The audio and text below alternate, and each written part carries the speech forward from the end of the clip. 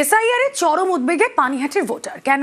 কারণ 2002 এর ভোটার লিস্টে নাম থাকলেও জোটেনি এসআইআর ফর্ম। অভিযোগ, বারবার আবেদনের পরও সহযোগিতা করেননি বিএলও।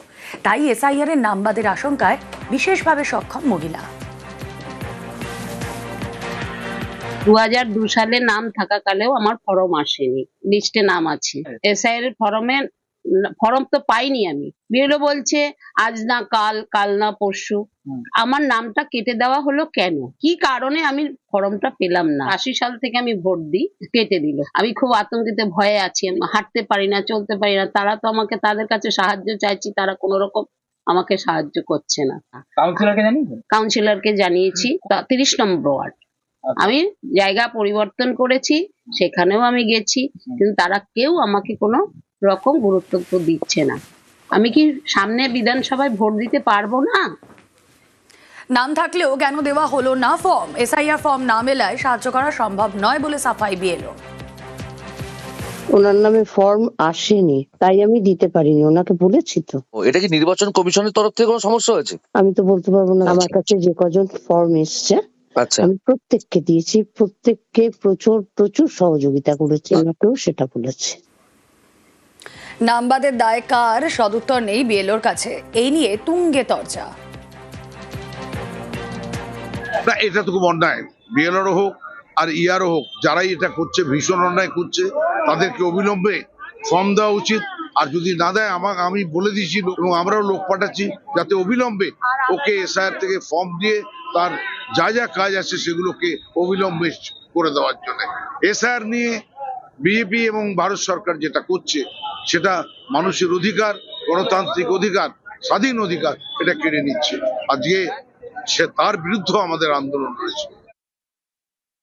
একজন জনপ্রতিনিধি হিসেবে এটা তো ওনার দায়িত্ব, ওনার যারা কাউন্সিলর আছে এলাকায় এলাকায় তাদের দায়িত্ব এটা দেখে নেওয়া যে বিএলওরা সঠিকভাবে সবার কাছে পৌঁছতে পারছে কি। যদি না কারোর কাছে পৌঁছতে পারে, সেই যেন সঠিক নথি পায়, তার যেন নাম ওঠে, এটা দেখার তো এলাকার কাউন্সিলর, এলাকার বিধায়কের দায়িত্ব। আমরা আমাদের মতন যথাযথ চেষ্টা করে অনেককে সহযোগিতা করেছি। এই সহযোগিতাগুলো ওরাও রাস্তায় নেবে, করুক। ভোট এসছে, এখন শুধু বিজেপিকে দোষারোপ করতে হবে সবকিছুতে। সে কারণে সবকিছুতেই যদি বিজেপির দোষ দেখে তাহলে তো হবে না। নির্বাচিত জনপ্রতিনিধি হিসেবে নিজের দায়িত্বটা আগে পালন করুন। মাত্র 5 মাসের ব্যবধান, 5 মাসের ব্যবধানে 2 ছেলের জন্ম।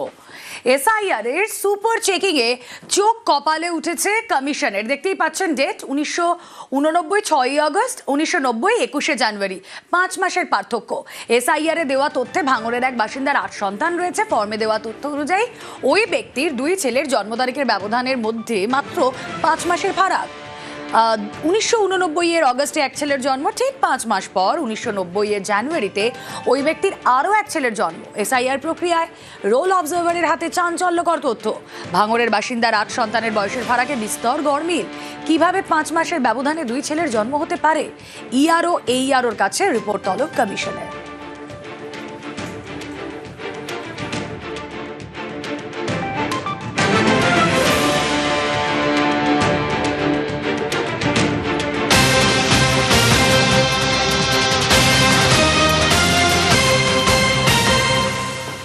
দুয়ারে রেশনকে ব্লিঙ্কিটের সঙ্গে তুলনা বিচারপতির। গ্রাহকের বাড়িতে রেশনে অসুবিধা কোথায়? ডিলারদের প্রশ্ন সুপ্রিম কোর্টের বিচারপতি।